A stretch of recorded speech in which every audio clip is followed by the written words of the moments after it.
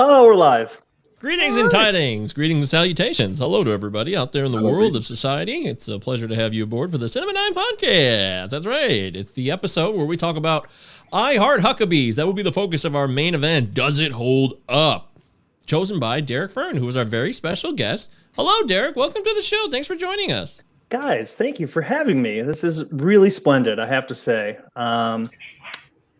This is how I talk normally. No, I'm actually really excited. Yeah, like, you know how 2020 was a year of a lot of fun. People had a lot of fun. Well, Spotify wraps it up and says, hey, your #1 podcast was Cinema 9. Hey! Isn't that nice? So I am honored to join you gentlemen today. So thank you. Well, great. Thanks for joining us, Derek. It's a pleasure to have you aboard. We're going to talk with Derek during the whole show. He'll be here the whole time. Of course, our co-hosts are here. All three of us are welcoming Derek at once. Travis Roy. Welcome, Derek, from Hazel Park. Hey, Derek, welcome from Hazel Park. Thank you for listening. And also, is it weird like hearing us talk about you as Three Cushions fan, No Lights, No Talk, 1030 on the podcast? Like you're like doing dishes or driving to work, and you're like, oh, they're talking about me on that show again. If I think about it in the context of me listening to a podcast that I find on Spotify, yeah, kind of a little. But it's still just us, yeah. But it's you guys, so yeah, it's a strange dichotomy, actually. But how am I not myself? How am I not myself? Eric Branstrom, welcome from Griffith, Indiana. Do you know Derek Fern? Yeah, me and Derek go back to tender, more innocent times in our life where we could cuddle on the couch with 15 other gentlemen and watch movies till 4 in the morning. Yeah. Unless, of course, he got out of Cottage Inn at like 8 o'clock and said, go to bed. I'm here to sleep. Shut the fuck up. That's true. Those were rough days, you know. Yeah. It's tough being a delivery driver, you know, driving around all the time. It's not. It's a challenging job. Hell on the truck. It is, yeah. It takes its toll. Well, we're glad that Derek joined us for today's show. We're really excited. The Golden Globes happened over the weekend, too. Did you guys watch those? Anybody? I did. Nope. No, Eric watched them? Wow, you sick bastard. Mike, I thought you watched some of them. Didn't you say you did? Well, technically, I tactically watched it, but I didn't like really watch it. I saw it for a second, and then I turned it off because that was... You know, the whole thing that happened with that first award and they couldn't get him on the air. It was just a disaster. I'm like, this is garbage. I don't want to tune in for Zoom. It's amazing that we can have, this is like the level that they had, like what you see right here. This is what it was. Some of it might be better. It was pretty bad. Eric, you watched it, so you could comment on it, Eric. I was happy with the fact that the film I really liked, Nomadland, took home Best Drama. I thought it was just a really unique, wonderful picture. I hope it, I'm pretty sure I'd like it to win the Best Picture Oscar, too, in my opinion. It's been a weird year for movies in 2020, but that stood out for me. So I was happy that they honored that picture and a couple of the acting roles as well. So, you know, I wasn't upset, but I'm looking more forward to the SAGs and the Oscars. We'll see what happens. Oh, fuck it. Yes, that's... Well, I don't know if that's the case. And I have to see Nomadland because I want to make... I guess I'll have to see that before the Oscars come out. And we'll do more of like an Oscars preview when those nominations are revealed, which will be pretty soon. Should be any time, right? Like any day now? It's already March. I think it's the 12th, so we'll get there. Oh, okay. Yeah. It feels like it comes out after the Globes. So that'll be fun. Cool. Yay. Woohoo. All right. Derek, did you watch the Golden Globes? Yeah, sorry. I can't add anything to this conversation. I did not. No. What were you doing when the Golden Globes were on, do you think? I have to be honest. I don't even know when they came on. Was it Saturday? Sunday. Sunday. See, I have no idea. No. Let's see. What was I doing? Nothing. I was probably doing nothing. Maybe watching golf. I don't know. I'm really boring. I don't. Yeah, that's what that feels like. That's your life in that moment. But I'm sure you're having probably more fun than just watching golf. You have a family and you have a wife and children. You guys spend a lot of quality time together, I'm sure. And a beautiful picture in that we do. 9 room. Oh, thank you. Maybe you were just looking at that picture saying, this was a great choice. Does it show up? Because it looks like a thumbnail on mine. Yeah. Yeah. It looked lovely. It's not worth it. But is that the closet? That is the closet, yes. I chose the best backdrop in the house for this evening's podcast. At least you didn't use like a shower curtain of like a movie library, like you were this astute movie genius like I've been hearing about in the news. No, I'm myself, you know. So you're in the Not corner myself. then? Yeah, how are you not? I don't know, but you're in the corner then. Yeah, I'm pretty window's much in over there. corner. Yeah, the window's Yeah. right there. Yeah. Now It's that still everybody light. listening has got the floor plan of Derek's Right. house. Yes. Yeah. Show me all the blueprint. Well, no, yeah. So- If you're listening, this is pretty pointless for you. This is I used- really yeah. probably very boring. Yeah, I lived but in Mike, that house once. You I lived in the this house, house in two yeah. of the rooms on the upper floor. You were a roommate at one point. Oh, that's right. I forgot I switched rooms. You I did totally because forgot you thought about maybe that. one was going to be warmer than the other, and it just so happens that no, the circulation in my house just kind of sucks. So It never not so much. never came to fruition. That's right. Yeah. Very good. I'm not done. I know this is kind of boring, but what are we? Is that primer back there too, or you just go just the one coat of paint and it's over? Was that amazing. eggshell? I believe it is eggshell. Okay, Yes, it's okay. an off-white, All right. so it's not bright white. Gotcha. I don't Everybody, have the close best- your in your mind's eye. Imagine an eggshell white wall. or tune there. in to You're Facebook there. and watch the live feed, There you go. or go Or back on and YouTube. revisit. Right? That's right. We're on the YouTube channel. You can check that out as well. I just shit my pants, right? Yeah. So we're always there, and you can watch the old episodes live if you want to see what Derek looks like and you've never seen what he is. For those of you that are unfamiliar with him, you can see this now What he if is. you're watching it live. He's a cyclops. Or you can That's go what he back is. Literally after. 3 cushions. It's been a secret. Anyways, we got to get to our quarantine viewing picks. It's that time of the show where people share their quarantine viewing picks of the week. Travis Roy, as always, starts us off. Travis, what have you been watching, and what do you recommend this week? Ooh, let's see. I actually ended up watching I Care a Lot without even knowing that Rosamund Pike was nominated for the Golden Globe for it, that she won. And I'm glad I didn't know that going in, because my expectations would have been unreasonably heightened, even though I don't really put a lot of stock in the Golden Globes, as I said. Still, I'm a person. And it was good. It was good. It wasn't great. Walk Don't Run to I Care a Lot. I checked out Jason Goes to Hell, the Final Fantasy. Okay.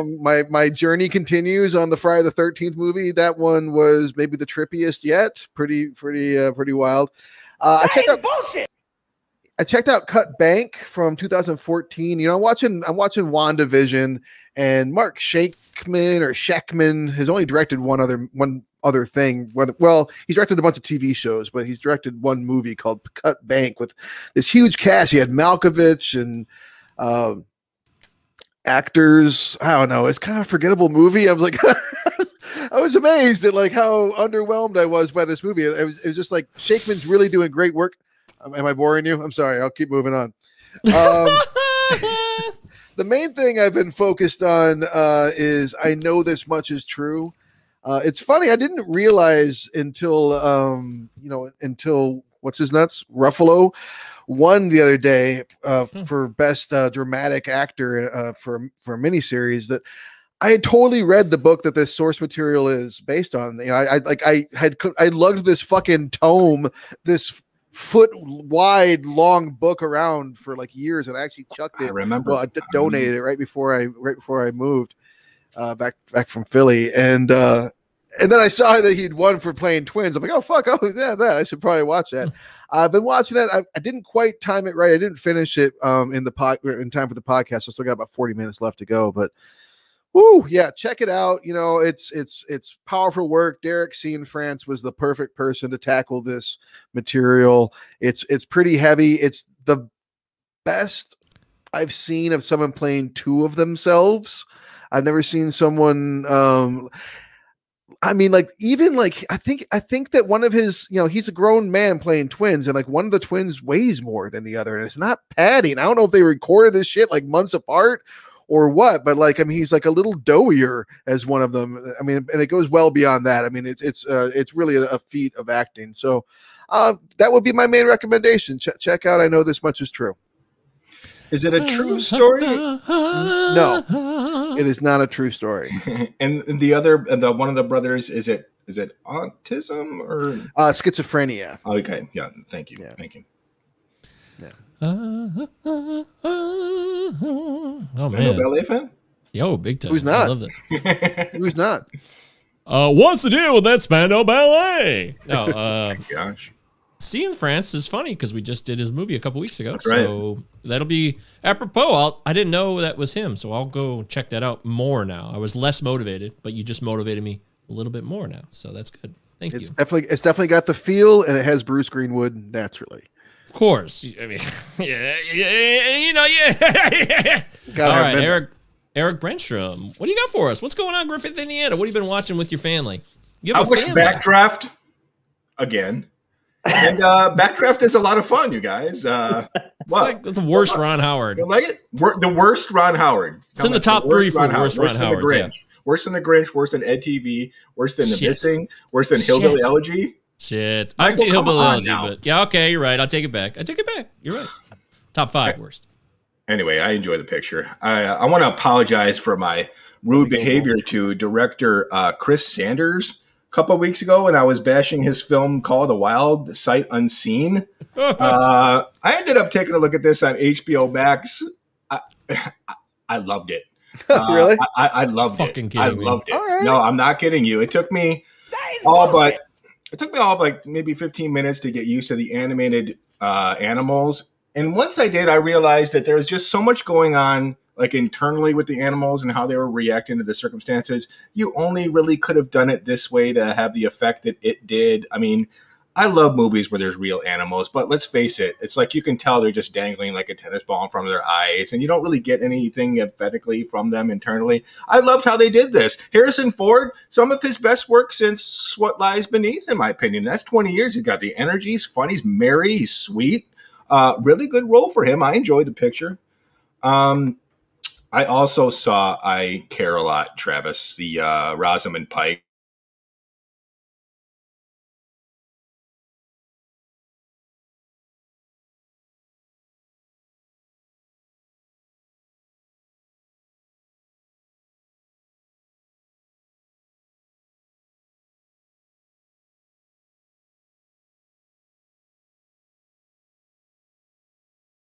For me, but I'm glad you enjoyed it. But Netflix viewers, beware. Let us know what you think. Send us an email because Rosamund Pike gets the Golden Globe for Best Actress. She does also what she can with the role. She plays a good sociopath, but tonally and script wise, it wasn't there for me.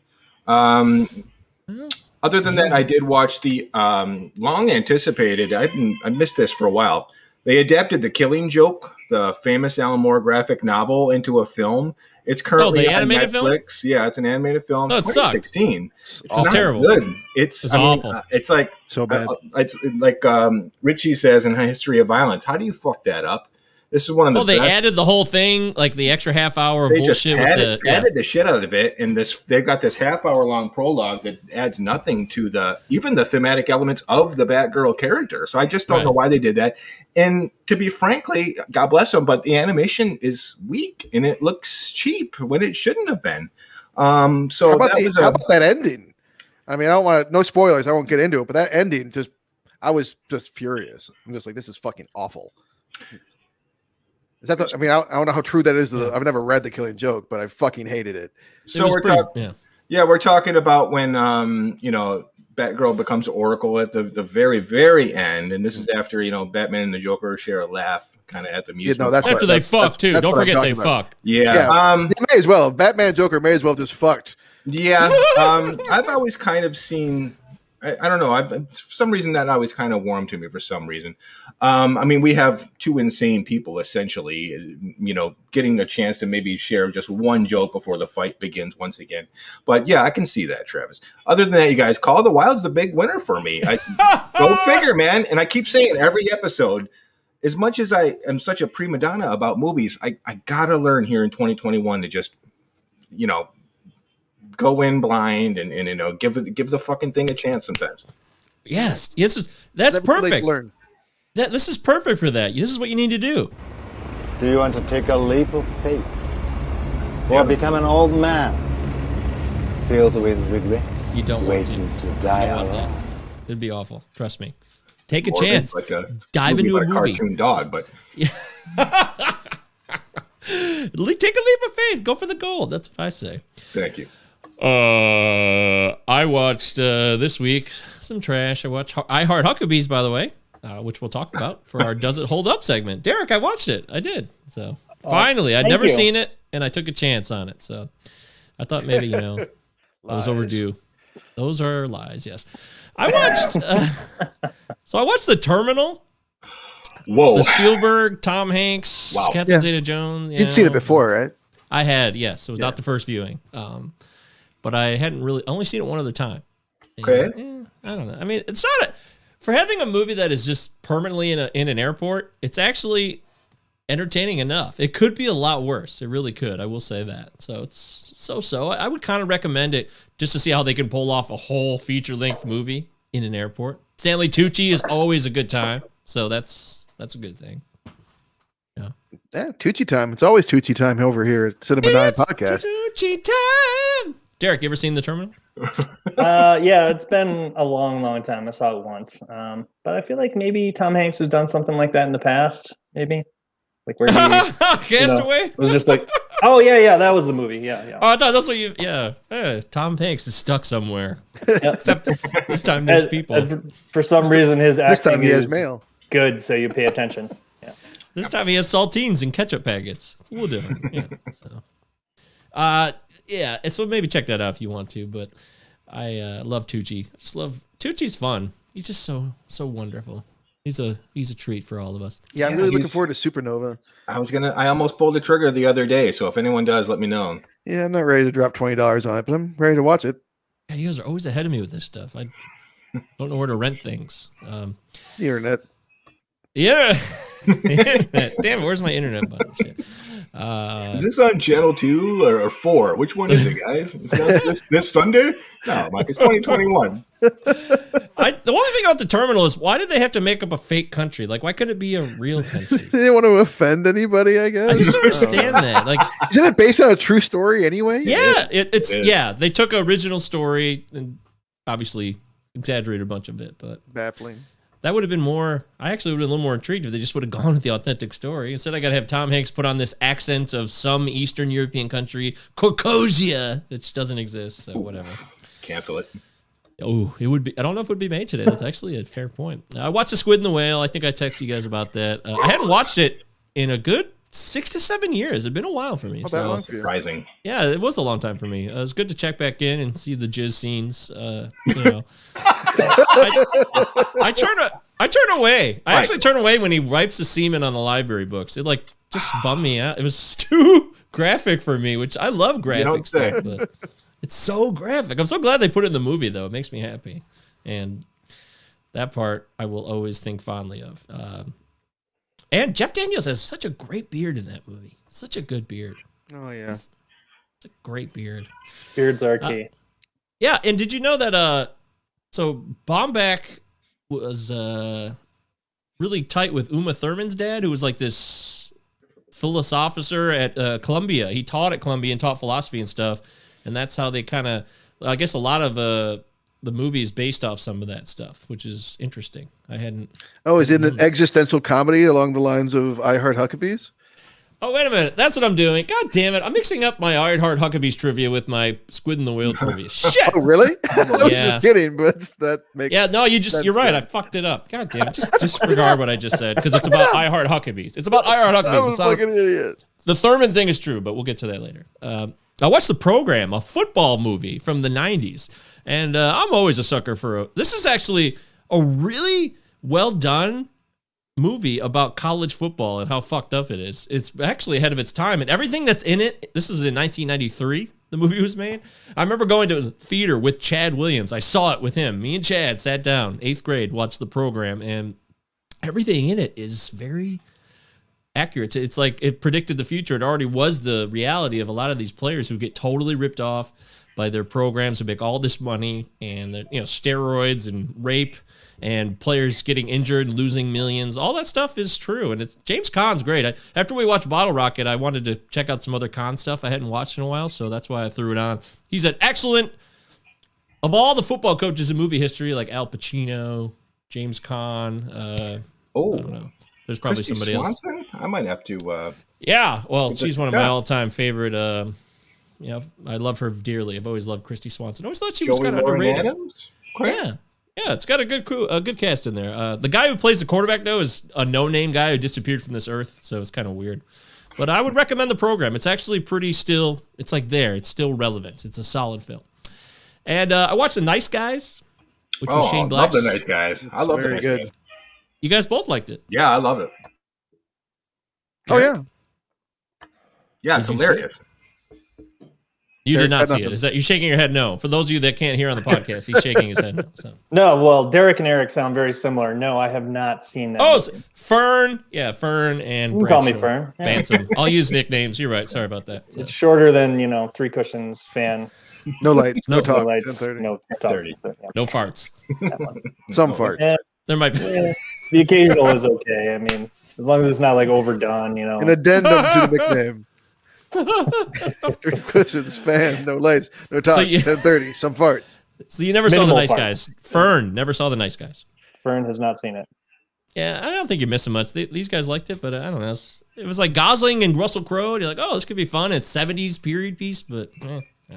I kind of like it because it's, I've only seen it the one time, but it kind of made me think of Pineapple Express as in this like buddy movie that does things that you're not quite expecting a buddy movie to do. And you're like, this is kind of defying some tropes here. This is taking me places that, that I wouldn't have expected it to take me. And I like it for that reason.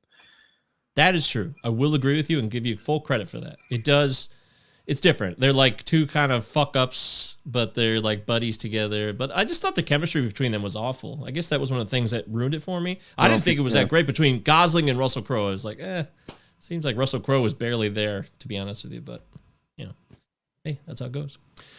Yeah, but I if you guys liked it, I don't want to ruin it for you. I watched The Cooler with Bill Macy, where you get to see his ball sack. How is Bill?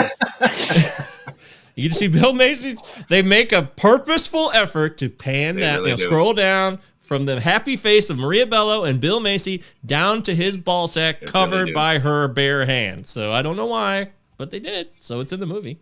Beautiful. It's honest. Beautiful. Beautiful.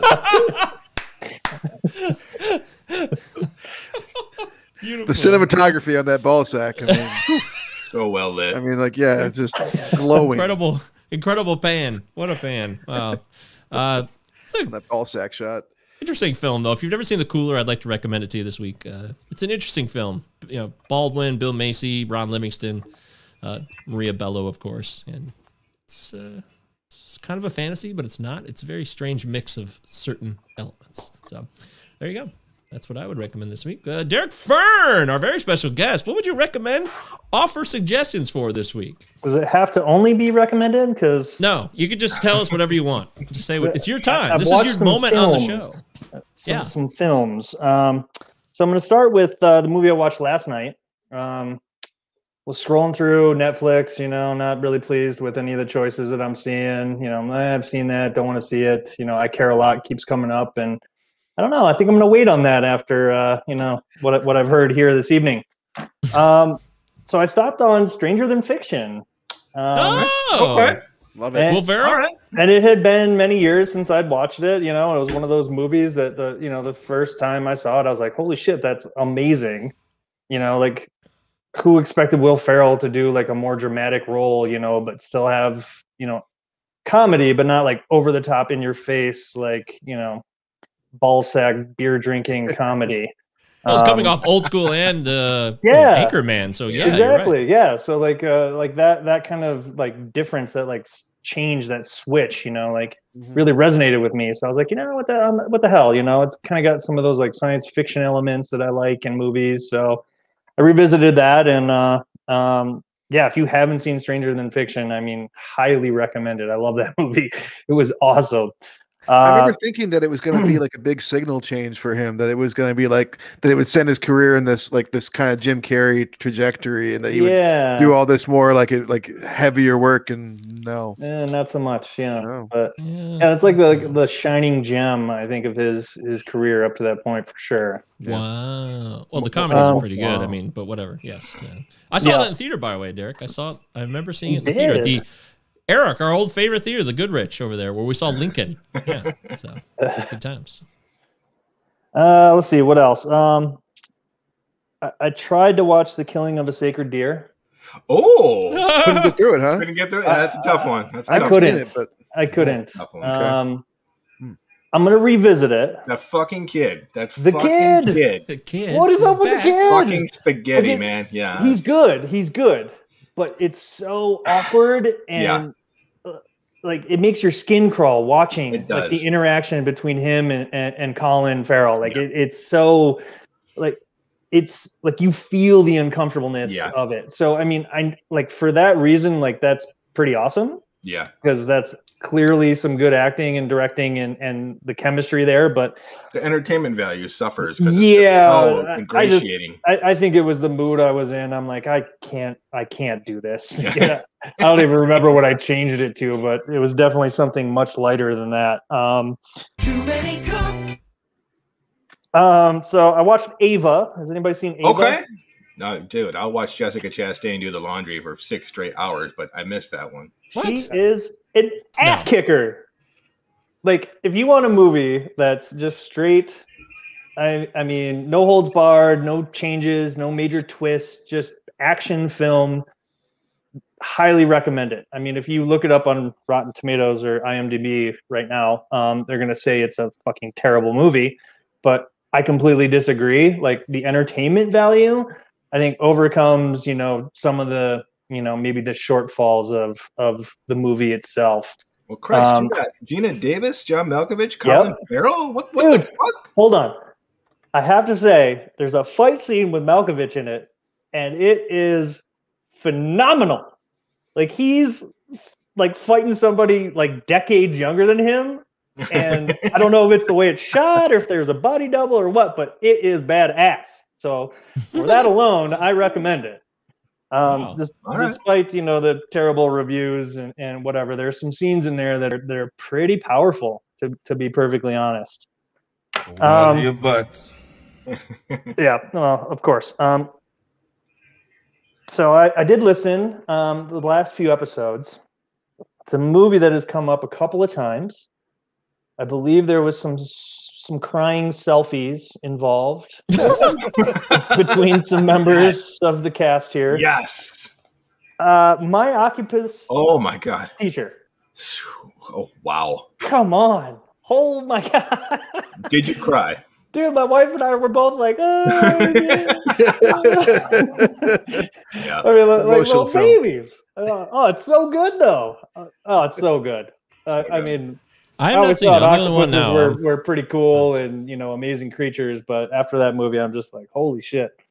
They maybe are aliens from another planet, and they're better than us. Oh shit! I got you good, you fucker. I got you good. I have not seen it. I'm the last one now. I need to see that. Dude, watch it. It's so good. What am I waiting for? I don't know. Why are you holding back in life? I don't allow yourself this documentary. I want to be part of things. All right, and one last movie. I'll just kind of round it out with this. There's a reason. Like, I was initially going to pick this movie, and I didn't, based on the fact that I watched it right before I was supposed to make a pick. So, Lucky Number 11. I respect that. I love that movie. I love that movie. Bransham's pissed. I love that movie. Part of me is kicking myself for not bringing it to the table and putting it on the show, but I made my choice, and I'm sticking with it because I hadn't seen it recently. So, does it hold up? You got to go back and revisit it. So, this movie I had seen recently, but if you haven't seen Lucky Number 11, I highly recommend it. Like, big badass names in the movie. I think it's good direction. I mean, some people are confused by the backdrops and the wallpapers based on some of the things I've read online. It's some very busy backgrounds in the movie, but I think the acting is phenomenal. Busy backgrounds. If you've seen the movie, you can't really miss them. Yeah, busy you can't really miss the them. Movie. Yeah, busy backgrounds. So that's what I got. That's what I've been watching most recently in the last couple of weeks. So, I got 2 kids, so I watch films when I can after they're in bed. So I mostly talked about the ones I could finish before falling asleep myself. Yeah. Well, I'll tell you, dude, I think you did well in picking I Heart Huckabees. I mean, Lucky Number 11, I've seen it. I feel like there's probably a lot more to unpack and talk about with I Heart Huckabees. So I think you made the right call. Yeah, and that's partially why I went with it too. I don't give a damn who you are. Someone doesn't care who we are. I don't even know who that was. Oh, you know who this is? Come on, Eric knows who this is. I don't give a damn who you are. I have no clue what this is, Michael. Oh, it's McDowell from Coming to America. I don't give a damn I've who never you are. seen Coming to America, and I understand the sequel. Jesus Christ, I cannot Never believe seen that. I that think we film. All right, covered man. that once. Yeah, that you know- blew my mind. Wow. It's time. It's time. I'm You gonna haven't. You still haven't seen Friday either, right? Nope. Oh, that's right. Get your ass to Mars, man. Come on. Watch these two I'm gonna watch both perfect of these. examples of classic Black American cinema. I've got this- 4 more this is- seasons this of is- Dawson Creek. After those are done, I'm gonna watch this. You got to finish Dawson's Creek. Yeah, I got 3 Get more off this seasons fucking left. podcast. Yeah, Pacey's pissed. He just broke up with what's her name. Oh my God, Coming to No, America and just- Friday. Wow. Classic American cinema, man. I mean, just Yeah. both those movies are just prime comedy that, you know, obviously might not hit you the same way they hit us because we, you know, grew up with them at this point. I know how that goes with, well, that's partly what took me so long to watch Do the Right Thing. It's like you start to feel like, well, maybe this is like, you know, the boat missed me, or I missed it. Like, it's like, Over. It's not too Yeah. late for Coming to America. it's not too late, man. It's a, No. it's a funny film. I think you're going to enjoy it. I'll let you It's know. also a rated R comedy, Eric, which is a good John thing. Landis, I think. I don't know what the fuck is wrong with me. Yeah, it's You've seen Trading Places, right? No. wait. What is I've this never true? seen Trading Places or Coming to America. You have and an I call myself anti Eddie Eddie Murphy thing? Is that Oh, what I you're love Any it. movies from the 80s? No, I just missed them, man. No, rated R, man. I told you, man. Rated You're a R. grown man Okay. now. It's time. Yeah, these are Revel in movies it. to revisit. I second the opinions on here. Yeah, I'll for get sure. back. I'll get Dude, back. Trading Places is so good. Yes. Exactly. Yeah. Let's make that happen at some point. Maybe we'll force you to do it if we don't hear from you soon. I wouldn't mind picking one of those. Okay. Thank you, Mr. Fern. That was really well done. That was for a guest. I got to say, that was very well organized. Good job, man. And Thank you. I expressed to made the notes. audience. Again, Yeah. my notes. Let's before the show even ends, let's start commentating on your appearance right now. Uh-oh. Nah, we don't need to do that. Oh, okay. So, all right. Well, this is Cinema 9 Podcast. Don't forget, you can send us an email on Derek Fern's thoughts and his movie recommendations, cinema9pod@protonmail.com. It's been 6 months since we've had an email. Yeah, I was gonna say, please don't send us any emails. Don't break our streak. It's been months and months and months since anyone sent us an email. Oh, Just leave us be. Thank you. Yes, yeah, right. Let's just keep things the way they are. Come on by and just say things like Steve Floyd is saying right here. Eric, leave now and watch these movies. So if Laskowski says it, it should be done. All right. So don't forget, you can give us a 5-star rating on Apple Podcasts if you want. That was very nice. We got some ratings recently. Some people rated us, so thank you. It was very kind of you, but we still welcome more 5-star ratings and reviews on Apple Podcasts. And if you have a negative opinion of the show, I suppose you're entitled to that, but maybe just do something else instead. Write it down like on a piece of paper and put it in a Send us drawer. hate email. Stay off Apple Podcasts. Do it a common wise strategy in your life. Never send the email right away. So practice it. Write the draft first. Sleep on Wait on it. See if you still sleep on it. Close See if your you still- eyes and meditate and think and imagine chopping us up with machetes. If that calms them down, then you're good. Fantasize about killing us. Sleep on it. Was it Calm down disassemble? myself. What do they call it? Disassemble or what they call this process in the Disassociate? movie? Oh, they call Dismantling. it Dismantling. Dismantling, Dismantle us. Please, Right here, like us. this. Right there. If you can see the live stream, you can start if dismantling. you're- You don't know where Christ. Dustin Hoffman's nose ends and space and time begins. All right. there's So, even yes. smaller cracks This in rip between. starts. Right. It's a never ending debate. So let's get into it. It's time for our Does It Hold Up segment. The 2004 film called I Heart Huckabees. Not I Love Huckabees. I Heart. Heart. Like our Heart Radio, which is awful, but that's Yes. okay. That's how it is. So some people made the mistake and said it's I Love Huckabees. That's not what it was. It's I people are Heart wrong. Huckabees. Are Wrong. wrong. So Derek chose this movie. So Derek, why don't you lead us off? You can tell us why you chose this movie. But no, you can tell us why if you want to, or you save that for later. But at least take us back in time. When was the first time you saw it? You know the whole spiel. So Yes, I do. Well, I mean, for me, just to kind of give a little history on why I chose what I chose. I kind of hinted at it with Lucky Number 11. So I had seen that recently, so I was like, I wanted to revisit a movie that I enjoyed thoroughly when I was younger, and this was one of those movies. Jason Schwartzman was kind of the cool, offbeat comedy dude for the time, and I don't know. I don't even remember how I saw it first. Like, I think it was recommended. I definitely didn't see it in the theaters, but someone was like, because for those that don't know, I went to Michigan State University, and I have a philosophy degree. So For those of you that don't know, for those of you that aren't don't aware, I'm sure, Laskowski, maybe Chad, are you still there? we do have listeners outside of our friend base, and those of you that are listening now, thank you. Yeah. So for those of you who don't know, I went to school for philosophy, and this is a philosophical movie, and existentialism is it's one of those branches of philosophy. It's relatively new. It came about in the 19th and 20th centuries, and it was actually one of my favorite topics of one of my favorite branches of philosophy in college. So I don't even remember who told me to watch it. I might have watched it in Jimmy's basement for the first time. Thank you, Chad. I'm glad you're still here with us. But I just remember it resonating with me because at that point in time, that's what I was studying, was philosophy.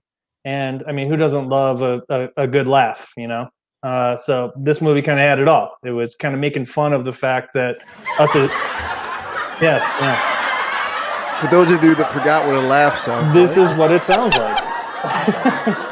What is that bizarre noise? I believe it's a cocktail party. Yeah, is What was it? I don't remember those. Is it flamingos? I don't know what that is. It's not fun. So it was a movie that resonated with me back then. I hadn't visited it in a while. I thought it would be fun to talk about, to kind of dive into some of these philosophical things without getting too deep.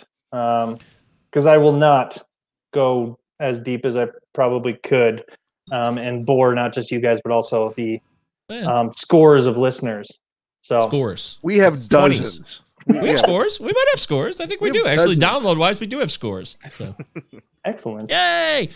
Derek, by the way, don't hold back. You can say whatever you want. If we decide to cut you off, that's another thing. But you can feel free to express yourself. This is your platform. I ask you to rein it in. I'm not like Mike. I'm going to ask you to repress your inner self and keep it over there. I'll just hunch my shoulders and. I mean, don't hold back. Tell me I didn't read stacks and stacks of Kant and Camus for nothing. Please, we got to have a conversation. Ooh, well, I hope you did it because Camus fun. All right, Travis. Yes. Do you remember the first time you saw this film? Yeah. Hi. Do you remember the first time you engaged with this movie? Yeah, I vaguely do. I remember I saw it in theaters. David O. Russell was someone that I was like, I was aware of at that time, but he wasn't. I mean, I'd seen like Flirting with Disaster and Three Kings, but he wasn't like someone whose name I quite knew. Like where I'm like, oh, I'm gonna go see that new David O. Russell movie. It wasn't quite like that yet, but it looked quirky enough. I liked I liked the cast. The cast was promising to me, and that John Bryan score is so good. We talked about him with the Eternal Sunshine, and I remember that being a selling point to me, even in the previews, being like, "Oh, this is a movie directed. Oh, this is very much made for bearded men in flannel." So I'm going to be checking this one out, and I watched it, and I very much loved it. I believe I had a poster. Like I feel like I say that about every fucking movie, but I've had a lot of movie posters up in my life, I felt like it was a thinking man's comedy that not everybody got. But it meant a lot to me, and I liked it quite a bit. And I felt that way for a good amount of time, and then I just kind of, moved on and kind of not forgot about it. But I think it was a great pick for this show because it's a classic one where it meant a lot to us, to a lot of us, certainly to me. And I watched it a lot, and it had been a long time since I've seen it, and I was due to watch it and see if it holds up. Recall. Do you recall, Eric Branstrom, the first time you saw this movie? By the way, David O. Russell calls this movie his midlife crisis film. So. You don't say. Yeah, I saw this picture in 2004 in theaters, and one thing I really remember about its release is the marketing campaign was bonkers. They weren't telling you anything about what it was about. It was just these strange little clips of Naomi Watts. So I was there on opening night in the front of the theater because, as you well know, if Naomi Watts is on screen, I go into a blank state of hypnotic. I go into catatonia. I can't even think straight. This woman is so beautiful. So in 2004, I was there. I had no clue who David O. Russell was. I was a fan of Three Kings, but I didn't really put two and two together. I hated it in theaters. I was pissed. I remember complaining and bitching about it all night. We had to do like the whole like after movie coffee and pie thing. I forget who I was with, but I fucking could not stand it. So I've been dreading this moment. As much as I love the legendary Derek Fern, I've been dreading this past week. So damn! What's that from again? That's a movie you don't know. So yeah, it didn't hit me. So yeah, I've never cared for the picture. So, you know, I was interested to see what I would. Legendary is a bit much, but thank you, Eric. Wow, that is beautiful. I actually never saw Three Kings till way later. Like, I totally missed Three Kings. I remember not being interested in it for some reason, but I love Flirting with Disaster.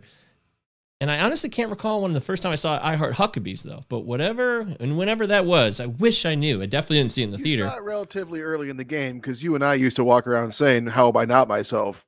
early on. Right. Like, when we were in a band together in 2009, we named a song "How Am I Not Myself." So clearly, by that time, I had definitely well engaged. Before that, even. I mean, I remember like, I feel like well before that we were walking around saying it. I'm just saying that's a guarantee right there. Yeah, so definitely by that point. Yeah, I feel like I watched it around the the Henry Street era when I had the Blockbuster online and I was just pounding movies. I definitely absorbed it, probably somewhere along those lines, around 2005 or 6, the latest. Anyways, yeah, and it really hit me. I was like, oh, this movie is hilarious, and absorbed it like as through osmosis.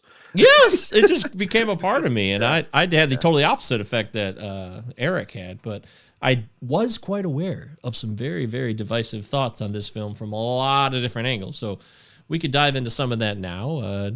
Derek Fern, did you know what this movie was rated on IMDb? Did you look it up, or you have a guess? I did. So spoiler alert! Anybody want to take a chance? You're not allowed. Sorry. I'm gonna guess 6.6. I was thinking maybe 6.7. Yes, I look too. So I will set this out with you, Fern. 6.6 on the nose. Wow. We got a winner. I had to have seen it. Nice. That's too dead on. I had to have seen it and forgot. Well, you guys both said 6, 6, and 7, so clearly you guys were both really tight on that.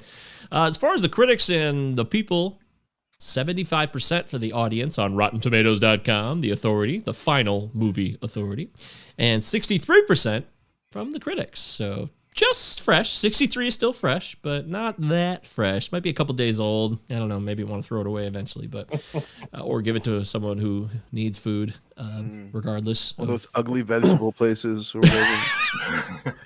And as far as the critical reviews, there's a healthy dose. A lot of people weighed in on this film, so there's 10 pages of reviews. Destin. I'm sure we're going to find Destin as I make our way through. I like to go in cold on the reviews, so I don't have any bias beforehand. Let's try this one. Dennis Schwartz. No, not Dennis Schwartz. Let's not do that. How about Joe Blow? Yeah, fuck Dennis Schwartz. Joe Blow. Joe Blow movie. Very popular movie network on YouTube. A different kind of motion picture. One that challenges the status quo and gives audiences a skewed view on the typical. Hear, hear. He said hear, hear at the end. Okay. Oh, I thought you were. Oh, yeah, I thought you were writing that. Yeah. Oh, that was part of the review. It really was. Okay, Hear, hear. hear, hear. Yeah. Right. I would never. Why you did that? Never ad lib a review. I would not do that. I hope you guys understand. But by the way, hear, is it H-E-R-E or H-E-A-R? Because I could see it going both ways. You know, like hear, I'm here for you, or I hear you, hear. You know, I don't know. I'm honestly not sure. Yeah, I'm not sure either. Now that you bring it up, I'm gonna guess that it's here. H-E-A-R, because they would, they'd always say oye, oye, and that means, doesn't that mean here? So I think you're right. Yeah, that makes sense. That's my guess. Jack Garner of the Rochester Democrat and Chronicle, which is just a terrible name. It's nearly impossible to. Too long, yeah, too wordy. Move on to the next one. We've already spent too much time on this one.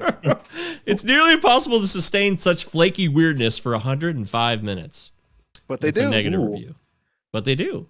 That was negative? Oh. Well, he thought it was. He gave it 2 out of 5 stars. Flaky weirdness doesn't sound complimentary. Yeah. I think like if I asked for like a little flaky weirdness on the side with my meal, someone would certainly serve me something untasteful. Yes, I think he's right. I think that does make sense. Desson Thompson of the Washington Post at the time, on October 8th, 2004. Theirs, T-H-E-I-R-S, theirs is too painfully forced. From the movie's thin premise to its ideas about what's funny. Hoffman in a Beatles wig? Question mark? That wig is rough, man. It didn't bother me in the early 2000s, but it was very distracting on this viewing, or haircut, or whatever is going on there. It looks like he looks like those like a Duplo. What are they called? Like the not Lego, but the other ones, right? And they got the flat heads with the things. That's what he looks like. Like his head, it looks like it could just come right off of his head, which explains a lot if it's a fucking wig. All right. I didn't. Wow. Funny. I didn't think about it at all. But let's wrap this segment up with this. Carrie Ricky says, a head scratcher, period. And then Roger Ebert says, the movie is like an infernal machine that consumes all of the energy it generates, saving the last watt of current to turn itself off. It functions perfectly within its constraints, but it leaves the viewers out of the loop. 2 out of 4 stars. What? Yeah. It really jacks you up. It fires you up, but it kind of leaves you out of loop. Like we're not in on the gag or the act or the understanding, which I don't think that's necessarily true. I don't. That seems like a harsh criticism from my perspective, but I mean, it's interesting. I mean, I do kind of get the feeling. Like I wondered as I was watching the movie how it felt to make the movie, especially a lot of the stuff that would have been green screen, like the dismantling stuff, and like a lot of the Huckabees commercials, and like I just kind of like found myself wondering, like, what do they think this movie is going to look like as they're doing this? Like, and some of these, and we'll get into it, I'm sure, but like we know there's some background drama.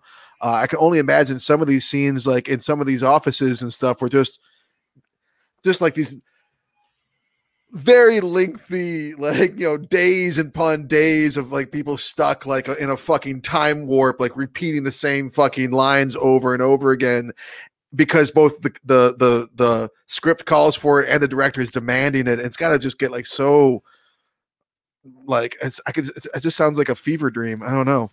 Well, let's just talk about it then. Yeah, there's the whole classic thing that was sent out about 3 years after the movie was made. Lily Tomlin and David O. Russell, this huge explosion in a scene where they're in the office. And Lily Tomlin said that she doesn't think of like those transgressions. Like she didn't have a problem with it. Like honestly, based on what I read. He was like calling her the C word and stuff, and she like doesn't have, like, she didn't have a problem with it. Yeah, her thought was these types of professional transgressions, which are like over the line to some, is not a problem for her. That's not. So there was other scenes that were cut out of the movie entirely, where a car scene where like there was this huge blow up between her again and other people in the movie. So it seems like this, maybe that's how Lily operates too. I don't know enough about any other behind the scenes stuff, but this movie in particular, with all the intense, repetitive, deep analysis going on, maybe it did bring that up. And that was also partly why I was thinking about too, is like, obviously he was really married to this material. So like, I can only imagine how it would feel to have him like this is like screaming personal to him. Like it's gotta be, to Russell, you mean, right? Yeah. To Russell. So it just seems like it'd be a weird work experience, I guess, for a lot of these actors, I guess. That's what I'm thinking. Yeah, but I have the DVD copy because I'm old school, and I made it through almost one of them. But there's 2 director commentaries. Well, one's with just David O. Russell, and then there's one with him and Mark Wahlberg and Schwartzman. Yeah, I watched that one. Right. So, and I know at one point I watched both of them because I'm kind of nerdy when it comes to those kind of things. Like if I really like a movie, I want to know everything about it. So at one point I watched both of them, but yeah, you can tell just from his personal commentary where it's just him, where he almost felt like he had to, like he at one point he even says it, like I had to do a separate director's commentary with just myself because Mark and I have become such good pals, and messing around with the actors, like there was more that I wanted to put out in the world, I guess, about this film. So yeah. That's there. Yeah, I mean, a lot has been said about the conflict on set. At the end of the day, for me, even if you are a visionary filmmaker with exactly what you want in mind, my acting teacher used to tell me that a parrot could recite lines. It's what you bring to the role. So in this instance, I believe Lily Tomlin was trying something that David O. Russell didn't necessarily agree with. So he flips out on her, tells her she's wrong, calls her a cunt. That's inappropriate, to say the least, in my opinion. And while I'm glad they kind of worked through it, I mean, artists are passionate, but that's inexcusable. And it almost made me kind of almost even not want to watch the film and sit this point out, to be honest with you guys. Yeah. No, I don't blame you. She doesn't really have a beef with it though either. That's the thing. It's reading what her comments were. Well, I mean, she doesn't have to for anyone else to have a problem with it. You know, I mean, it's just unprofessional. I mean, it's beyond unprofessional for a male boss to call his female coworker that word at work. I don't care what the fuck you're building together. Like, I don't know if he's necessarily her boss. I mean, I don't know if that's a good comparison. Yeah, that's what I'm saying. It's a collaboration. I mean, like, but yeah, still, they are coworkers. They're collaborators. It's a job. And like, nothing is so important to necessitate or excuse that kind of behavior. Is it going to make me not want to watch the movie? Not me personally. I'm still going to watch the movie. I don't care. But I mean, like, but it's inexcusable. But okay, well. And then let's move on. I mean, I see this world. It's a profession. So if it is a profession, then yes, there has to be professional standards. And at the same time, art doesn't always have professional standards, but this is. So I just think trying to split hairs between, hey, we're open and we're just gonna be free as fuck, and if I call you a cunt, that's just how it goes. So like, that's not really how we do things in this world. Maybe you want to go to like another place to make your movies. So I see that being fair. But the point I screwed up earlier, I just want to clarify about the Thurman bit. So Thurman, yes, Thurman's father, Robert Thurman, was a professor at Columbia who taught metaphysics, and he was a really well-respected guy, and it was a mentor of David O. Russell. He took classes with him, and this is part of his experience. The part I screwed up earlier in the show was Noah Baumbach was not that guy, but Noah Baumbach's father got in a car accident with Laura Linney at an artist retreat years before that. That was the correct trivia, and I wanted to make sure that was clear because I just couldn't live with myself otherwise. So thank you. Okay, so this movie has some killer. I had to get that cleared. And then the band recorded the self-titled album at Sammy Davis Jr.'s house that was once Judy Garland's house. Yes, see? I'm telling you. So this is a killer cast, man. I want to talk about the cast. Mark Wahlberg obviously has a lot of experience with David O. Russell now. You have Three Kings and The Fighter and this movie. And am I missing something else? But so they work together. They have collaborations. Schwartzman, American Hustle, was not Mark Wahlberg. But in the end, I really think this is Mark Wahlberg's like finest performance. I'm not kidding you. This is his best fucking work. I've thought of all the movies I've seen him in, and sometimes I don't know if how people feel about him. Like, think he's a good actor or not. He's just a face. He was just a body, once upon a time. I don't even know. We'll get to those opinions, I suppose. But I'm going to confidently say this is the best Wahlberg performance in any movie. And that's how I feel about it. And even that, I love Boogie Nights. But I love the movie itself more than his performance, which is also good. It's also very good. That's bold. Mark Wahlberg, it is good. Mark Wahlberg was the only real part I liked in this film. I thought the performance was fantastic. He delivered his lines. They actually made me laugh. So, yeah, I'll agree with you, Mike. It's way up, top 3 Wahlberg for me easily. What do you guys make of the scene when Tommy Corn, ethanol, Tommy Corn and Albert get to the coalition, and like they have that whole meltdown moment, and like Tommy especially has a big breakdown. He's like, those toxic fish, blah blah blah, and then he's like, Father Flavin? What the father? No, not riboflavin. Why would Father Flavin is his own personal priest? What do you why? What is with this scene? What is with this? Do you think it's like? It's because of the ad-libbing. That's what I think it is. So he ad-libbed his own priest into the scene, and we all just got that in there, and he put that in the movie, we're all supposed to know. Because for years I thought he was saying riboflavin, and I could not be alone on that. Right? I had to Google that shit eventually, and be like, what the fuck is he saying there? Yep. And it's fucking Father Flavin. And I'm like, who the fuck is Father Flavin?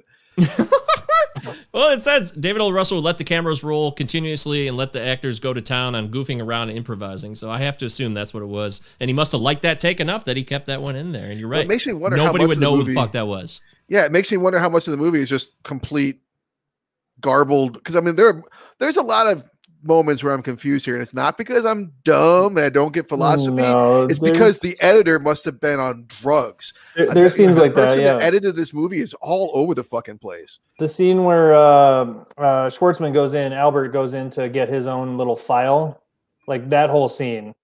like basically once he stands up and like Mark Wahlberg starts to make like that huge scene, which is phenomenal. Like going back to what Mike said, dude, like where his eyes get all big and he's like, "What? Yeah." And he starts like pushing, Brad, Jude around. Like, oh my god, it's so hilarious. But like that whole scene, like with she's talking about like reptilian, you're being a reptilian self, like even like the last thing, like before they leave the room, you're being a reptile, or something to that effect. like that's what, like exactly what you're saying. Like just let the film run and let them just say a bunch of crazy shit, and we'll figure it out in editing. Yeah, and that comes across. Yeah, do what you want, unless yeah. I don't agree with it, and then I'll flip out and swear at you.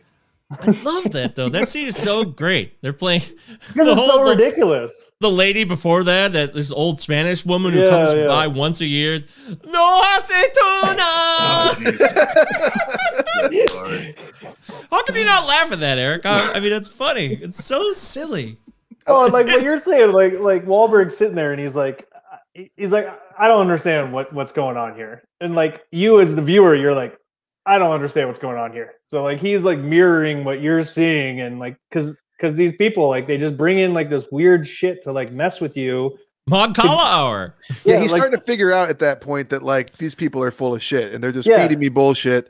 And that's kind of the point, I think. That is the point. I mean, like so they're existential detectives, right? And they're a fairly heavy-handed metaphor for asking existential questions, right? Every time someone brings them into their life starts to fall apart because they're examining it too closely, and it spreads like some sort of virus. And they tell you about it.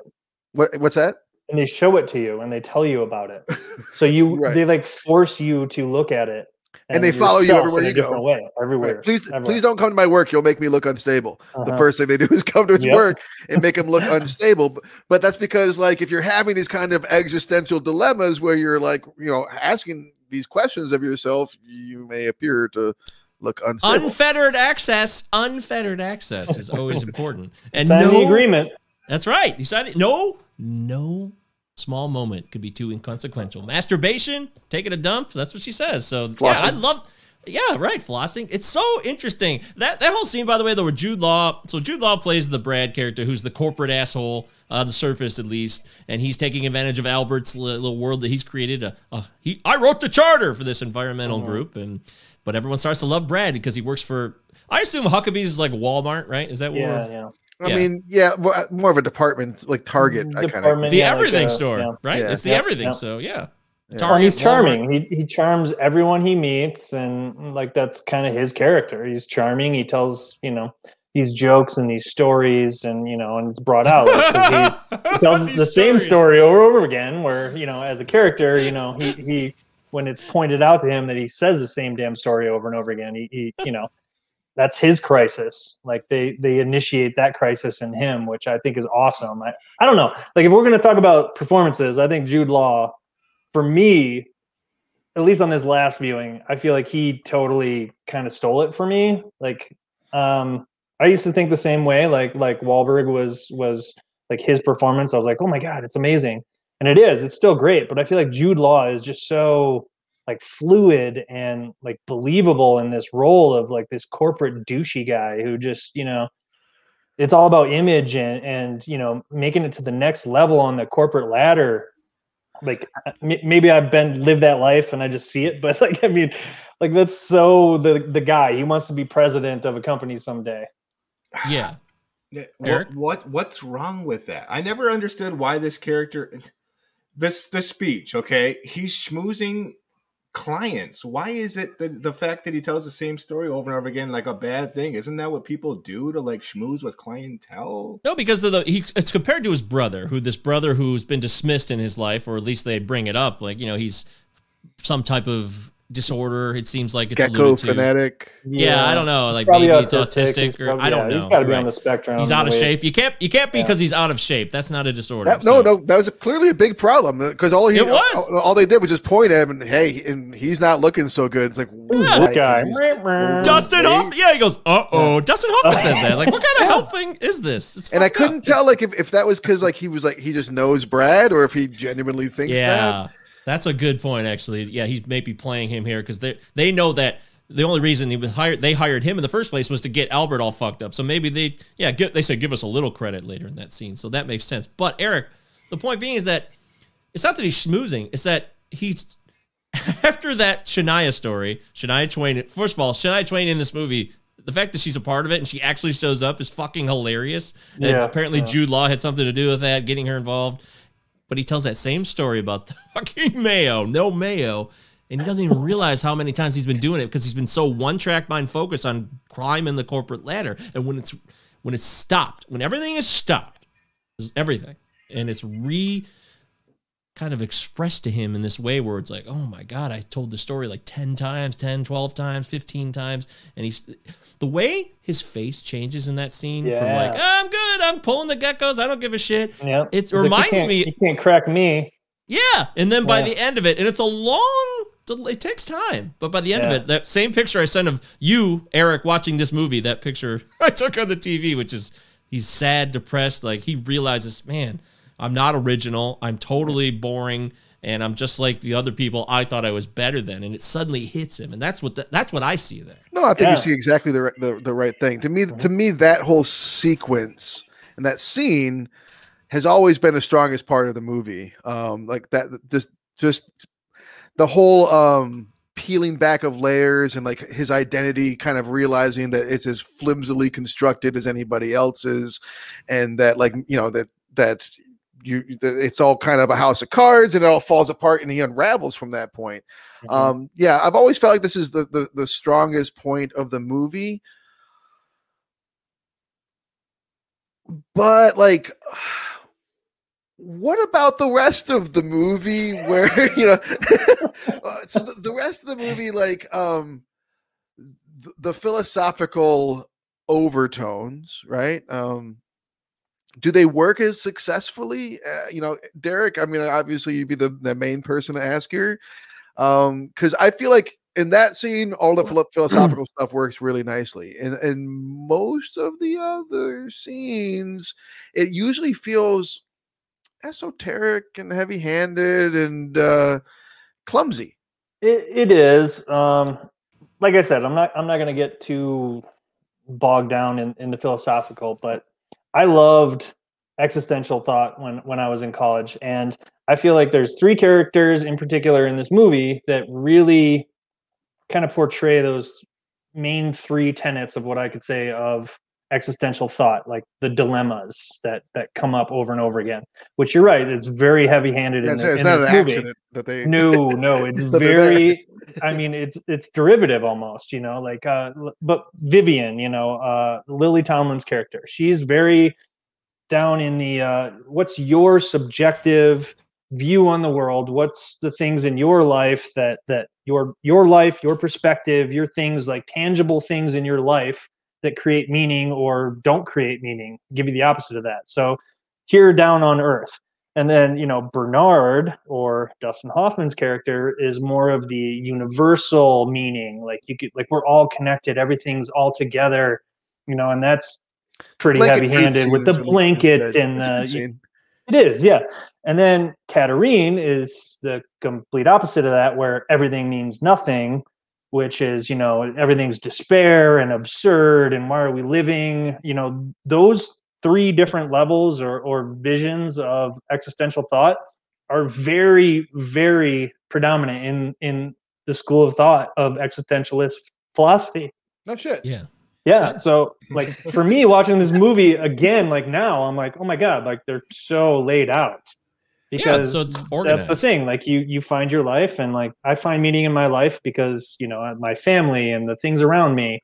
And then Dustin Hoffman comes in, he's like, no, we're all connected. That's the true meaning. And then you have Katarine, who just comes in and shits on everything and says everything means nothing and it's all chaos. And some sort of balance of the three is really the healthiest way to go about it. Exactly. And here's a big plastic rock. And everybody with caution tape. You rock. Nobody sits like this. Like rock. you, yeah. Couldn't they find a real rock? I mean, it is filmed in a forest. No, they couldn't do that. This movie's about riffs. It's about riffs, but it's about we're all connected in that way. So that's why I think the movie does a good job of that. You have this rift between Katerina and the two detectives, and then they think their process is better than hers. She thinks vice versa, but then it all comes together because combined, Schwartzman says later on, he's like, hey, are you sure you don't work together? Because you're too dark and you're too light, and bring it all together makes sense. And you have the rift between Brad and you have the rift between Albert. So there's all these rifts. You have a rift between Tommy and the 9/11. Even 9/11 is thrown in here too. This is important to make note of this. This is a couple of years after 9/11, so it's still a major point that hangs over this. So I assume it's in New York area as well, since he's a firefighter and all his buddies. By the way, why would he punch his firefighter buddy in the yard if you're supposed to be helping him moving out? Because again, that was clumsy editing. Because like out of nowhere, suddenly he's like, "Hey, take it easy on him, guys." And like, what? None of the guys were talking, but clearly something got cut out, and then like something else like got cut out, and then he's punching him in the face. It's clumsy as fuck. Yeah, but that's a tone thing for me. It's so funny. It's so funny because he just punches him randomly. Like that's the whole point of like what the Mark Wahlberg character is. Like he's just random at this point. Like he's so lost in like petroleum this and petroleum that, and like his wife's kicking him out. He's telling his daughter that kids your age are working in sweatshops to make this like plastic toy or whatever. Coming in someone's home and telling them that Jesus is mad at them, that they're a hypocrite. Like complete stranger at their dinner table. Dude, I love that's the best scene in the movie. That is the best scene in the movie. Great. You said the strongest was the office scene, but I think that scene of the suburban lifestyle and these guys, he's just different. Jesus is never mad at us if we live in his heart. If he lives in our hearts. I love my SUV. Yeah. If progress stops, I lose my job. But that's also as a kid, I always thought that they were such horrible people. I thought that the family. Terrible. They're not great. They're not great. No. But you know what they wouldn't do is they probably wouldn't roll up in someone's fucking house, sit down at their dinner table, and call them hypocrites, and fucking just tell them that their religion hates them and all kinds of stupid bullshit because they're not all caught up in their own nonsense. They saved a Sudanese refugee. That's a good Yeah, but they keep throwing that out. Why is that a fake beard? Why not just have him clean so fake? Why does it need to be there? Hoffman's hair earlier. Like also, I couldn't get past his beard. When they show up in that house, I sent you guys a picture in our group chat. When they show up at the house, there's a kid in the background who has like a mustache and a goatee for no fucking reason. Like a little kid, like a 9-year-old with like this fucking, and it's never explained. It's just there in the background. Like, what? But if you watch the director's commentary, you find out why. I don't care why. I just don't like that it's there. It makes no sense. Let's get Eric. Certainly has counter thoughts to this. I would just want to say before you say that, Eric, that clumsy editing number 5 is in that scene at the diner or the dinner table because they're like having the side conversation and then like Richard Jenkins just blurts out, "God gave us oil." It's very strange cuts. Again, that would be another sign of supporting your argument. But Eric, go ahead. We want to get your side too. It seems like you have other things to say. Well, Travis, if I'm reading you correctly, and I don't want to put words in your mouth at all, they handle these tenets of philosophy clumsily. Is that kind of what you're saying? I mean, I don't know them as well as Derek, so I can't make the claims, but it kind of comes off to me like someone like learned a little bit about some basic philosophy and went, "Oh, what if someone personified them?" Yeah. Oh, like the laws of Athens. I got it. And like, like they it's like, okay. And they wrote the movie and it's like, okay. Yeah, I mean, I get it. I get what you're doing here. It seems a little like Albert's clearly like the self, right? And then like, for me, Brad does remind me a lot of, shit. I don't want to do this either, Derek, but I have to. Like Sartre talks about the existence preceding essence. So, we aren't born like anything. We don't inherently possess any identity or value. So we have to create that for themselves. And for me, that's what Brad does. And yet it's a bad thing. I mean, that's a philosophy I intend to agree with. And I've actually kind of lived my life like building myself up out of nothing. And I don't think that's inherently or something that I have to fix about myself. That's why I never really liked the Brad character and what this resolution is to him. But you're not like the Brad character, are you? I could disagree with you, but in terms of I don't see it that way.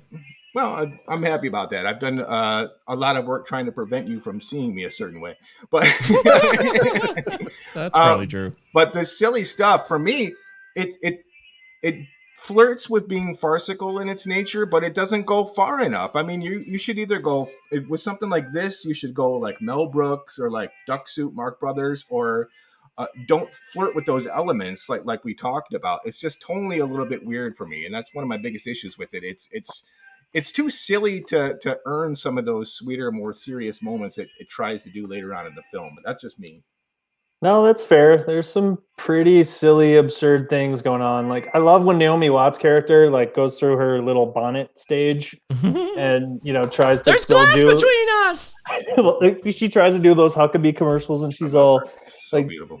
with the hangers and like dragging them on the ground him. and like lays down. Like, oh my god, like that's so ridiculous. That cutaway is so hilarious. That is Mel Brooks-ass funny. Yeah. Yeah, like really see, funny. that's the kind of stuff you're talking about, and I totally see what you're saying. Like they dabble in all these like different areas, and I get it. Like honestly, like on this viewing, like I went back to it thinking, oh, I mean, I love this movie. I mean, there's nothing that's gonna upset me, but there was some moments where I'm kind of like, it lost me a little bit, even in like the reviewing like of the movie, where it kind of dipped. Where How do you guys feel about waiting for it to come back? How do you feel about looking at Jason Schwartzman breastfeeding from the nipple of Jude Law? That's tough. Was that something that you needed? The stubbled breast, the stubbled male breast. Yeah. Yeah. Was that a thing you needed? Oof. I don't think That's anybody tough. needed that. Did you need Schwartzman and mud scene? None of you like fucking rubbing mud fuck. Oh no, you need to know that like sex is like basic nature.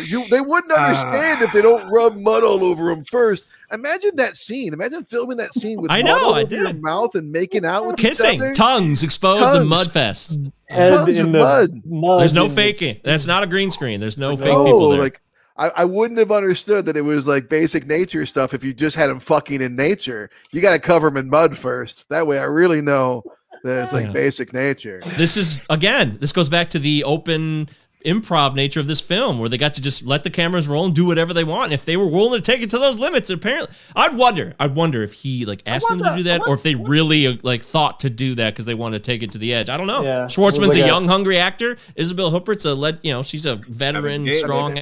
Yeah, so I don't know. That's a great question, but I wanted to go back to Eric's point about the Russell view here. Russell does absurdist comedy mixed in with very serious issues. It's always been that way. Flirting with Disaster, it's like it's a bunch of serious issues. Like they're trying to have a baby. He's trying to find out they have a baby, and they're trying to find out whose parents are, yada yada.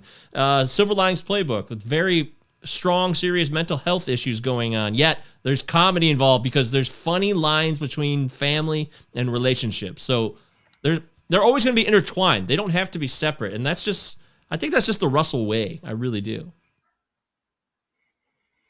It's a perfect set of ingredients for a comedy too. That's why I will give this some credit, because there's nothing like this. I mean, there's a lot of movies about existentialism out there, but there's not a lot of it. I don't think there's any existential comedies out there, and especially those that don't balance all these different types. For me, Sour Grapes. Yeah, that's a pretty good one. Oh God, Sour Grapes. But I gotta say, the conflict of the characters, the central conflict of Albert that we're introduced to, it's not there enough as a catalyst to get me involved in his plight, like at all. So what, you mean the whole thing about I saw an African man, and then I saw an African man, and I saw him again. Yeah, 3 times. That's a 3 whole coincidence. times. So he wants to know if his coincidence is meaningful. He wants to know if he's on the right path in his life. Right. If it's meaningful or not meaningful. Yeah, I agree. I kind of find like that little plot point is a little thin, but it's got to start somewhere, though. He has a problem. He's He's seen the same guy he's never met in his life 3 times in like finds 2 weeks. The card in the jacket, and it seems like a sign. That's the real catalyst. So yeah, I mean it's a little thin though. Like I get it. I mean it makes sense, but it's. That might be part of the point, is that like his reasons for going there, Brad's reasons for going there, even Dawn's reasons for because Brad brings them into her life. Like once you open the door to these existential questions, it doesn't take much, but once you open the door, there they are, and going through your garbage. Yeah, how often do you get two people making out until they pass out from smoke inhalation? I mean, that's impressive. That's real love right there. And they found it in that moment. Destruction. Creation. So does destruction. Pure being. Where's your pure being now, Tommy? Don't forget, he almost killed a woman who he actually had a crush on. They almost killed her over jet skis. Yes. That point gets glossed over a bit, but Albert says he didn't mean to set the whole house on fire. Just I'm sorry, it spread to the house. Does Mark Wahlberg's character like leave his wife and kids to? Naomi Watts? I mean, they leave him. I think. They're already gone. They left. They totally leave him, but he's like, totally leave him. It's fine. That's something that I think shouldn't be glossed over. Like worst dad ever. Like he's so hung up on petroleum and like how do you live in a world with petroleum and still be a good person? And I love it. He's telling his kid the where's truth. His kid, dude? Where's his kid? But that's the thing. Like yes, he's telling the truth throughout the whole movie, but that's part of the problem. Like at the end of the day, like yeah, we leave footprints in the world that are negative, but like to neglect your own child because of your concern for those footprints, you're doing a greater disservice overall. Hey, and by getting hung up on these things that are worth caring about, but don't let them disrupt your life to that degree. And again, like, oh, okay, it's not like this is not revelatory to you guys. I mean, like, it's I mean, again, to me, like the movie's a little. It's a little by numbers, I mean, it's a little easy to like. I think it thinks that it's hard to follow, but it's actually really, really easy to follow. Yeah, it is. I find some of those reviews like, "Oh, I don't understand what's going on. It leaves the audience in the dark." I'm like, "No, I did you disagree watch completely because it flows pretty easily. Yeah, things are explained to you along the way." I can understand being baffled by the mud dipping scene, but like even still, you understand what's happening. And then, the overall concept of the ass with the way tighties and the thrusting. The coat just covers his butt cheeks, so you can't see him. But yeah, perfect. That's a movie for you. Butchie. This movie's about should we dismantle our realities or not? That's how I see it. And like, is it worth doing to maybe understand that there is no purpose or there still might be a purpose? Because it won't go one way or the other based on what all the characters end up at. Some characters are lost and they still need to find something. Other characters have found balance. So you find friends and you find some way to not think for like very short intervals, and then you're good. There you go. I mean, that's one way to do it too. Yeah. Well, I feel like I don't know. I feel like that's kind of the point too. Is that you see the end of Albert's story, maybe kind of Tommy's kind of wrapped up, but Brad's still ongoing, so like you're not going to see the end of that because he's not the main character. But I mean, at some point he's got to pick himself up by his bootstraps and be a good American and get back to it, figure out what his life means and what, who he is. Cause I mean, that's the whole point. Like everything in who Brad was got dismantled and taken apart. How do you guys feel about his accent? Speaking of him being a good American.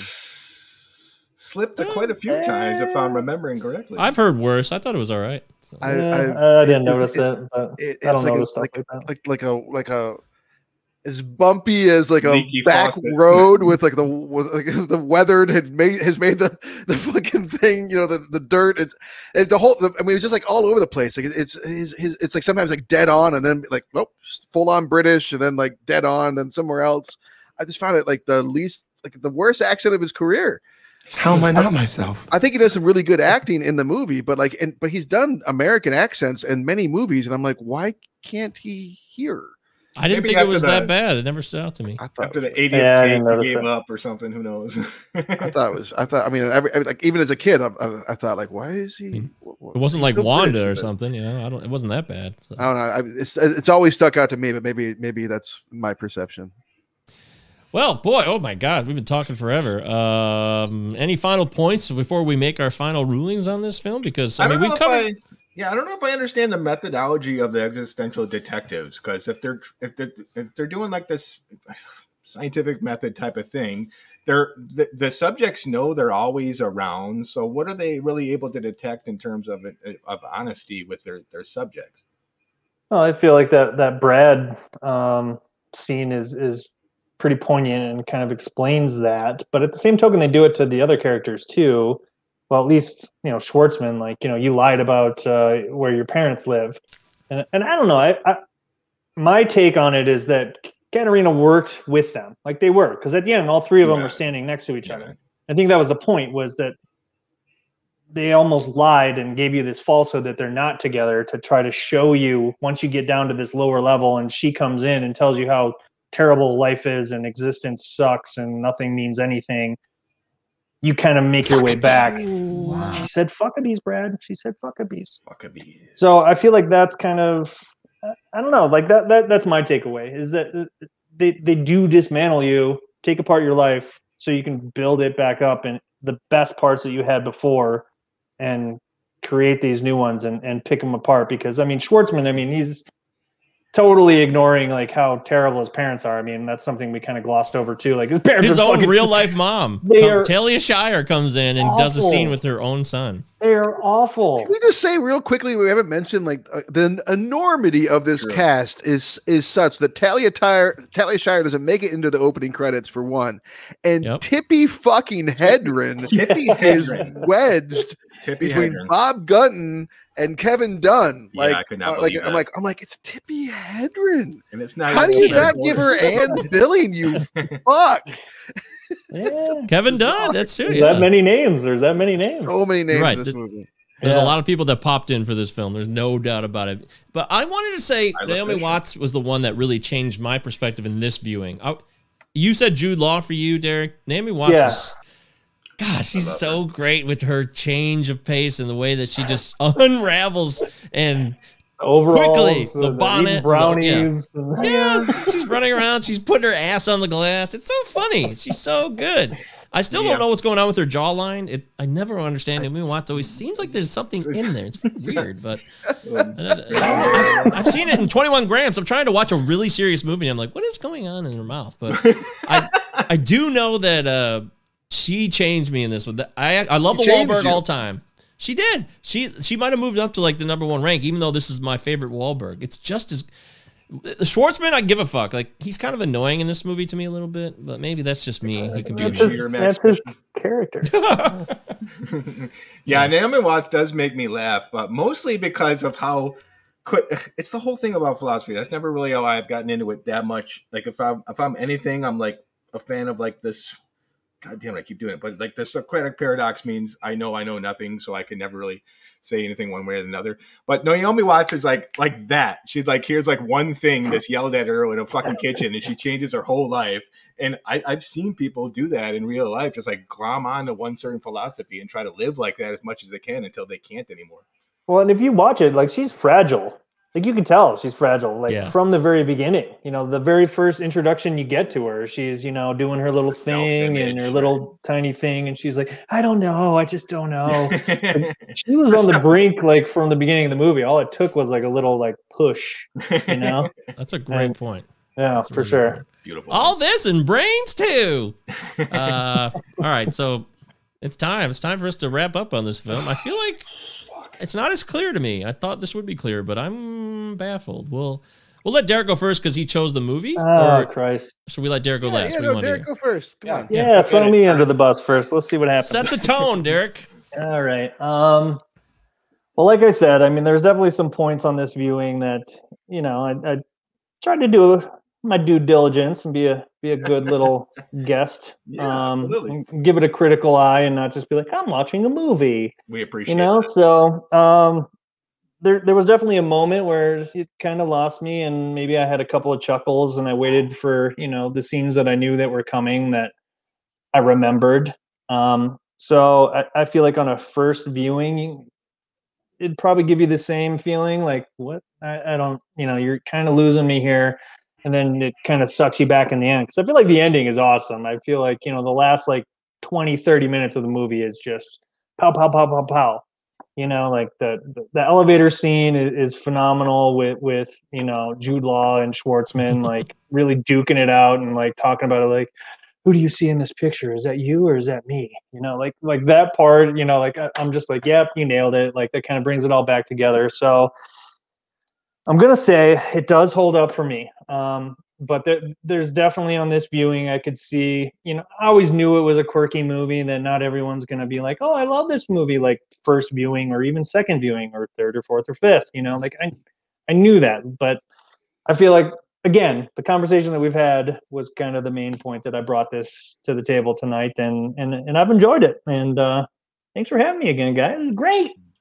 Thank you very much, Derek. Fuckabees. Fuckabees. Fuckabees. Of course, Derek. Yes, this is wonderful. We're so glad that you came aboard and you chose this film because it spurred a lot of conversation, regardless of how this turns out. Oh boy, who's next, guys? We want to switch gears and have Eric go to maybe. We assume where he's going to go with this. So Here, Derek. Picture reminds me a lot of the work of Salvador Dali. I was thinking while I watched the movie. Now, I can absolutely admire the artist, what he's done for surreal expressionism, but I fucking hate Salvador Dali's work. It's disgusting and depressing to look at.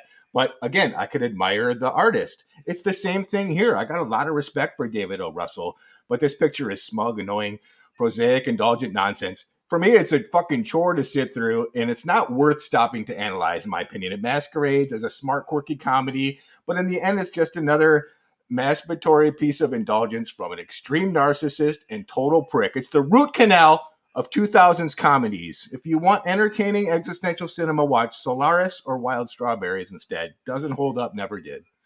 Good God. Okay. Boy. Well, I'm getting root canal on Monday. I'll see if I would prefer watching the movie to this. Yeah, please let us know. I'll go next because I know where I stand. It's clear. This movie is really well done because of the idiosyncrasies that Russell always brings out in all the characters in his films. These little things like the stirring of the teacup. Nobody says a word. I just love those little things. They're like the woman mowing down on that ice cream cone when she's spying on her in the back. I love that. Like, that's what's really going on in the world. We're not like gently. This woman, this is all she has is this fucking ice cream. Yeah. I love that shit. That's what David O. Russell does so well. He exposes us for who we are most of the time. Sometimes he doesn't, but most of the time. That's why I like his work. And this is, I love Silver Linings Playbook a lot, but it's probably, and I love Flirting with Disaster, but I think this might be my favorite because of these characters. And I really like listening to them discuss these things. I don't find it to be a bore. I don't find it to be blasé for me in any way. I'm really like engrossed, and I've seen this movie many times, and even still I'm finding new things. I'm seeing characters from a slightly different view. Now, I like that this movie, you can watch this movie for the rest of your life because as you age, you may see this movie slightly differently depending on what stage of life you're in. And I do. How I viewed it in 2005 is different than how I view it in 2021. And some people might say, well, that will be how it is for most movies because you age and your perspectives change. But specifically with this movie being about existentialism and this, like, do I want to have the real world unveiled for me for what it is and then let me make my own choices? Or would I rather live in, like, ignorance is bliss is a classic tale because it's true. And most of the United States chooses to live the ignorance is bliss life. And that's why we have so many problems that we have now. And I see it that way. And that's my opinion. That's why I think this movie holds up. I wish more people would see it and take it for what it is and actually have a conversation like we're having about it. So thank you for this movie. Good call, Derek. Yay. All right. Well, I guess I will go last then. If you hadn't picked this movie, Mike or I certainly would have eventually. Eric, you were going to watch it one way or another. It's an ideal movie for this podcast. It's something that I watched so many times and enjoyed so much, and it always meant so much to me. And watching it this time, that music starts and that hallway scene, he's running down the hallway and it's like life, he's just chasing this elusive figure, and he's lost. Catches a glimpse of himself. Yeah, and I felt like, yeah, exactly. Yeah. And I felt so like, yes, as a movie started, because I'm like, it's been so long. I love this movie, And I laughed many times as I watched this movie. But there's also these moments that, I just didn't, there's things I didn't pick up on, a lot of which I've addressed already as we've talked. The downright cringiness of the green screen scenes, all the dismantling, all that CG stuff of like the memory or the fantasies and all that stuff. Like I found that all pretty hard to watch, the The mud scene, for as much as we've already talked about it, like that was rough. But you know what was even rougher was before the kiss between Wahlberg and Watts is just what 45 seconds of silence of just two people staring at each other and then nodding and nodding more and nodding more emphatically. And I'm just like, I never understood people not liking this movie before. Now I don't understand how I ever liked this movie. I turned it off and said, thank God it's over. Oh, Jesus. This movie does not hold up at all. I'm sorry. Wow. I love you, Derek. I'm really glad you picked this, but I laughed quite a few times, but mostly, I mean, 40 minutes in, I wrote the note, did this movie have a rail to go off of? Thanks for coming on the show, Derek. Yeah, it's been great. Thanks, guys. I mean, I like you. It's got nothing to do with the, you know, I mean, it's you didn't make this movie. So, and again, like, I'm glad you picked the movie. And I went in fully expecting to like this movie, you know, but again, but it turns out I don't anymore. This feedback was, you know, my trepidation because for those that don't know me, I have a tendency to overthink things sometimes. So that was my trepidation for picking this once I pulled the trigger. But at the same token, I don't really care. It's all good. You know, everyone's got their opinions, and I enjoyed just being on this pod and talking life. And yeah, you're not like Eric. You're not going to take this like as a personal affront to you. And there's so much in this movie. I've already been through Memento, you know. Fuck me. There's so much in this movie to talk about. I mean, like there's a reason why we've gone an hour and a half now. It's not just because you're here. There's plenty to unpack here, and there's stuff we could still get into. Like, it was a good call. It was a good choice for the show. Good call. Just I'll see if I watch it again in 20 years or whatever and see if my opinion has changed, and I'll go on your podcast then and let you know how I feel. There it is. Okay, wow. So I'm glad that we ordered that the way we did. I thought Travis would maybe go against it, and that's why I wanted to go last, but I wasn't sure. Of that. But there it is.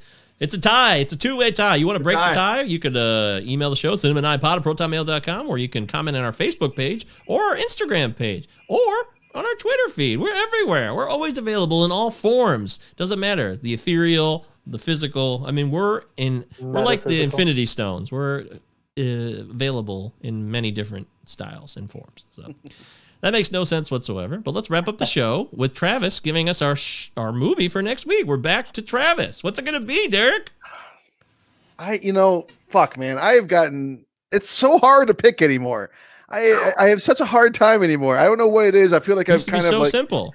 I had one choice. I don't know how you guys do it like once a month. I have such a hard time picking. I got a few in my head, some real wild cards. I'm kind of leaning towards. I mean, all right. So wild card or perfect for the show? Dude, when I tossed out Demolition Man, that was so out of left field, but it was a really fun episode. I mean, the wild cards are fun. All right, I got to look up the year for the wild card. You guys I don't know if you're going to be happy or not, because I have one perfect for the show, but we're going to go to 2001, Joe Dirt. Oh, Joe Dirt. What? Joe said wild card. You said wild card, Eric. We haven't done a lot of comedies on this show. Joe Dirt. Joe Dirt. This movie was a comedy. This movie, well, I mean, yeah, no, I Heart Huckabees, but I mean, like slapstick, fucking silly comedies. Like, you know, we've done old school. We did Wedding Crashers, like stuff in that kind of line. Other guys, I felt like mixing it up. We're gonna do Joe Dirt, 2001. Great, Joe Dirt for it. That sounds like fun. Look All forward right. to watching it. As long as we don't have to watch Joe Dirt 2, I'm cool. No, we don't. Joe Dirt. Please don't. There's a big difference. So much worse than the second one. Is it? Golf difference. Yeah. Well, Derek, what do you think of that? I think that's great. Stab you in the face with a soldering iron. You looking forward to next week's episode like everybody else? I am. This is very exciting. I'll tune in live on Facebook feed. Or YouTube. All right, buddy. Or YouTube, apparently. We have a YouTube channel as well. You could watch it on your television on the YouTube thing that you click. Yeah, that'd go well It'd with be my that kids. simple. You guys just keep the curse words down, maybe? Yeah. It's a kid's show. So. I'm really looking forward to, after the show, going upstairs, my wife being like, how'd the show go? Good. We have to watch Joe Dirt tonight. I love It's it. not too late. The show's not over. I could. No. Joe Dirt. It's done. Go Dirt. We're There was doing another Joe wild card too, but I'll save that for the next time. Dirt. Beautiful. Well, Derek, Well we want done. to thank you for Actually, joining wild us, card. man. Thank you. No, yeah. Derek. Thank did you a guys great again. job. I'd love to be back. Maybe I'll make a better pick that. You did. Oh, come Have on. the How many conversation. guys Fine, must man. phase you? But maybe we're all surprised at the end that it really holds up.